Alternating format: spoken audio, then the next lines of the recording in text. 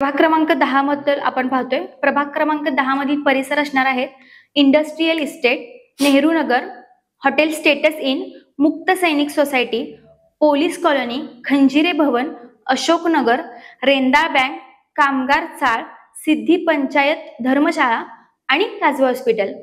प्रभाग क्रमांक 10 मधील लोकसंख्या असणार आहे 17,045. प्रभाग क्रमांक 10 मधील अनुसूचित जातींची लोकसंख्या असणार आहे 4,018.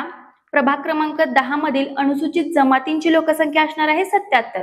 तर ह्याच्यामध्ये आरक्षण कसं पडले ते आपण पाहूयात.